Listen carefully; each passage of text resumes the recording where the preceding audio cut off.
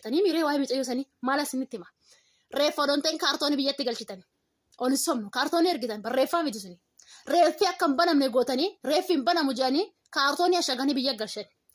Sanis haa ta'u jennee dhugaan mucayyoo sanis dhokatee zim jennee marrimaan dhugubatee oduma dandeenyu zim jennee dhugnee zim jennee jechuudha.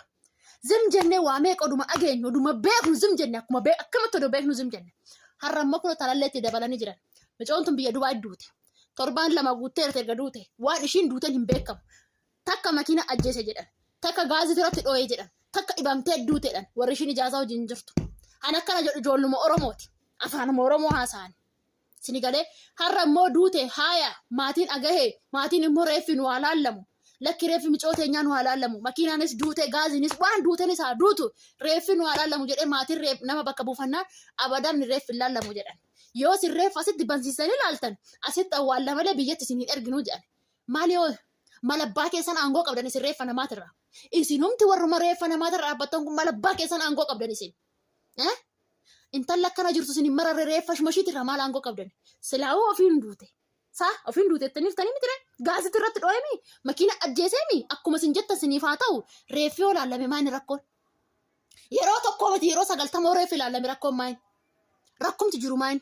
Akkanatti olumaan zallaqna yaa ijoollee Oromoo. Oromummaa jala washaqamtanii.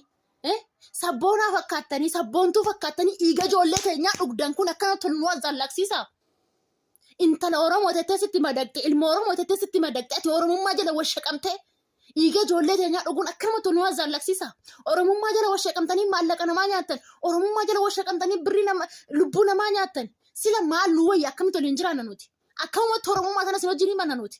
Otoo waan Oromummaan hiikamtee namarraa baatu xiqqaannee ofirraa baasan dhugaa erga Oromummaan hamma kana nama geechisu erga Oromummaan lubbuu namaa baasisu erga Oromummaan garaa walitti jabaatu bakka akka Oromummaa keessaa baanee araba taanee jiraanna ka. Arabni nu kabajjee jiraatte maal ijoollee akkamitti namni afaan keenya dubbatu namni dhiiga tokko waliin qabu akkatti garaa walitti jabaata.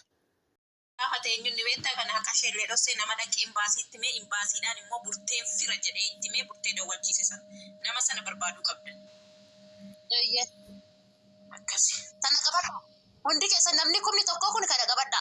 Dhugaan mucayyoo eenyu bira jirti namticha burteetti dawwalee sarii fi kan dhaqee reeffa laalee hoo reeffi keessan asitti bantan laaltan asitti awwaallama jedhe jara sana lamaan bichaa barbaannam. Namtichi suni akkamitti beeka burteen fira ta'uu eessaa argate lakkoofsa burtee beekamee waan kana intalli tun fira ta'uu akkamittiin beeke. Lakkoofsa ishee gaafii nuti ta'ee jechuudhaan gaafii guddaa haa ta'uu qabu. Itti aansuun immoo uummata burtee hin jedhan akkuni biyya keessatti illee faamilii wal qabate jechuudha. Dhiiga erga ta'anii jarri kun wal qabanii jechuudha gaarii miti. Walfixu amma walfixu gaafa biyyachitti walfixu. Burteen jedhina bannaa kan miskiintitti bagadi akkuma nama kamii gargaarte fira ofiin gargaarne amma tiijiin gargaaru tiijii koodeen jedhee mana maadaamitiin baasu kun immoo ajjeesteen jedhamu kaa jarana dhiisaatan. warri akkanatti matti isuma jaan warri akkanatti matti akka godhanyaa isii gettutti burtuma tana maqaadhaan ummanni madadee isii maqaa. Mijaala nama qaballeessaa baatu akka qulqulluu bilbila isheen biiroo geessitee akka jedhani maatiin kan yana dhageeffadha.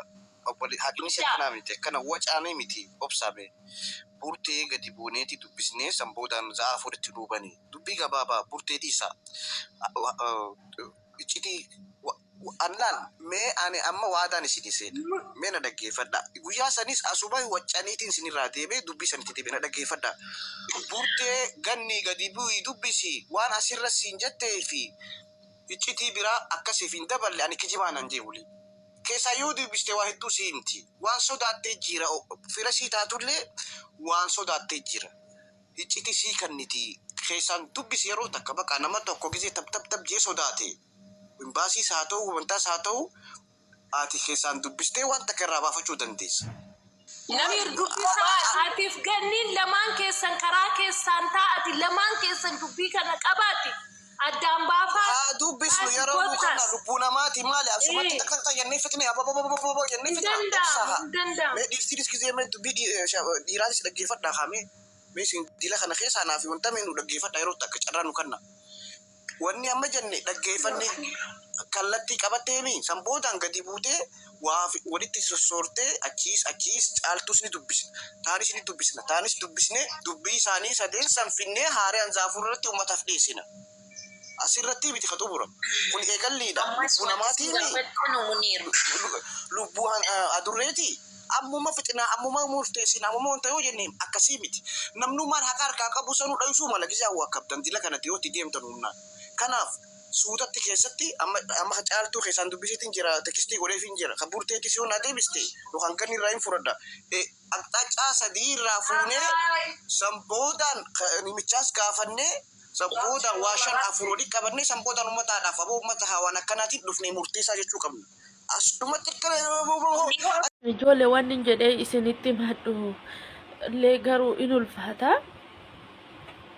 warri na jala jirtanii jechuudha miidiyaa irraa ona dhabdan dhugaa rabbi tasin jedha waraqata illee qabu alaan jira sagalee naa taatanii akkana barbaadan dhugaa sin jedha lookeshin ijoollee daanaan ergaa fi obboleettiin erga jalaa duute mucaa warraan hojjedhu jiini lama jimaata dhufu jechuudha. Amma ani nan galaa biyya biraatiin deema kuweetoo banamte faa kuweetiin deeman jedheen jimaatan bahee bahanan deeman jedheen nama fidadhaaban jedheen amma duratti wayyaasaa ganaan tokko isaa kafanne kiyya tokkofamee dheen tokkofamneen jedheen naa fidii koottuu naan jedhe abbaan kiyya akka fideen dhumne ati fidii koottuu naan jedhe ishiitti beetitti siifannisan jedhe sagal kushinatti natti ol deebi'a. Qalawwaa lama jechuudha takka xiqqishu takka guddoo farka qabaa fidee dhufee kushiinatti natti agarsiise kaza obboleettiin xiyyaa si barbaaddi aduu kam galtaa obboleettiin beekaleedhaa si galte guyyaadhaan dhufti obboleettiin xiyyaa tassi keessaa naan jedhe hin maraatee ofii sajjeessee na sajjeessuuf immoo haasaa gaariidhaa wajjin naasuuf nu waan inni rakkateen beeku ijoollee rabbi si haa baasu naan jedha ayyaan oromoo daa'ima ta'u sadeento anillee omaa miti hunduu ani namsee nama rartu maal jala hin du'e iyyummaa jalaa malee garuu daa'imati